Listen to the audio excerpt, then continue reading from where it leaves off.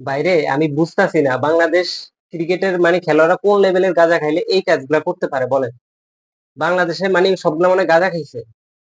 যেই কাজগুলা করতেছে মানে এখানে বাংলাদেশের অলরেডি মানে ৩ জন কিন্তু ফেস বোলার দরকার ছিল। মানে যুক্তরাষ্ট্রে মানে নরমাল দল হিসাব করে তারা খাওয়াই দিছে, ঠিক আছে? এটা কোনো খেলা খেলছে বাংলাদেশ? মানে আসলে বাংলাদেশ যে কোন লেভেলের মানে কারে দোষ দিব আমি বুঝতেছি না। মানে সামান্য একটা যুক্তরাষ্ট্র দলের সাথে মানে খেলতে পারতেছে না, মানে আমার কথা বাইরেতেছে না ভাই, বাংলাদেশ যে মানে হারবো আমার বিশ্বাস হইতেছে না। মানে যুক্তরাষ্ট্র দলের সাথে মানে হারবো, এটা কোনো কথা?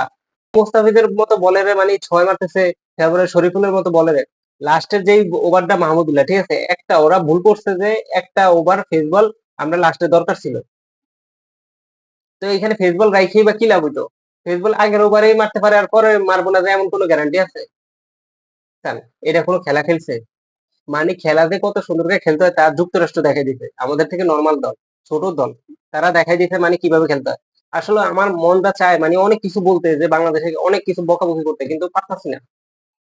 মানে তাহলে হ্যাঁ আপনারা মনে করবেন যে আমি খারাপ, ঠিক আছে, আমি তো বলি যে বাংলাদেশ 100% হারবো, এই যুক্তরাষ্ট্রের সাথে 100% হারবো বাংলাদেশ।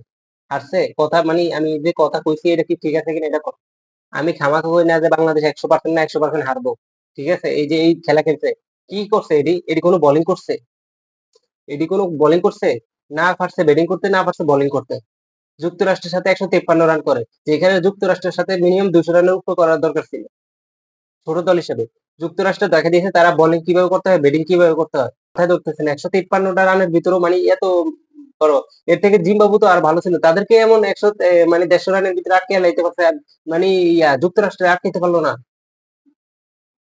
ভাই আমার মাথায় ধরতেছে না যে বাংলাদেশ এগুলো কি খেলতেছে, তারা এই এখনই এই অবস্থা, মানে এখন এই ছোট দলের এই অবস্থা, তারা নাকি এই দল নিয়ে বিশ্বকাপ খেলবো। মানে আমার তো হাসি আইতেছে ভাই, এই ছোট ছোট দলের সাথে পারতেছে না, তো আমরা এই যে মানে বড় দলের সাথে আমরা কি করবো কোন?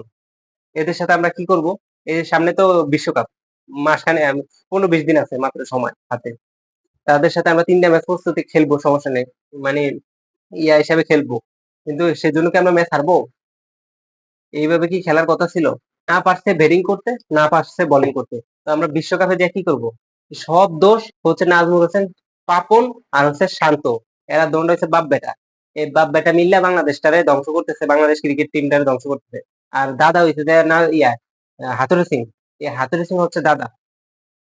এই সব মূল হইছে এই 3 জনের, এই পাপন আর হচ্ছে যে শান্ত আর হচ্ছে যে তো হাতুড়ি সিং, এই 3টা ম্যানের জন্য বাংলাদেশ টিমটা মানে এই পর্যায়ে দেখতেছে। আমরা ছোট দলের সাথে পারতেছি না, এমন একটা পর্যায়ে চলে আসছে। ভালো ভালো খেলোয়াড় বসায় রাইখা কেটে নিছি আমরা ছোট ছোট যেগুলা মানে 19 ইয়ার লাগবে পাড়ার ক্রিকেট খেলারও অযোগ্য, তাদেরকে আমরা নিয়ে গেছি বিশ্বকাপে, এদেরকে নিয়েছি আমরা বিশ্বকাপে। এটা কোনো কথা ভাই?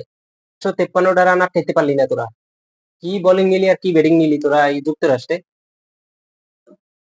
একবার আমি কয়ে রাখলাম, আমি একটা কথা বলতেছি, যে কটা নেক্সট ম্যাচ আছে, মনে করেন যে ইন্ডিয়ার সাথে, তারপর হচ্ছে যে পাকিস্তান, তারপর শ্রীলঙ্কা, ওয়েস্ট ইন্ডিজের সাথেও কিন্তু ম্যাচ আছে, তারপর হচ্ছে বিশ্বকাপ।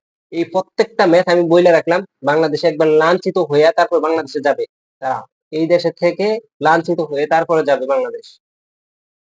এই একটা কথা বললাম, তারা কখনো বিশ্বকাপ তো দূরের কথা, কোনো মানে ইয়াতে ভালো কিছু করতে পারবে না, তাদের টার্গেট থাকবে নেক্সট ওয়ার্ল্ড কাপ।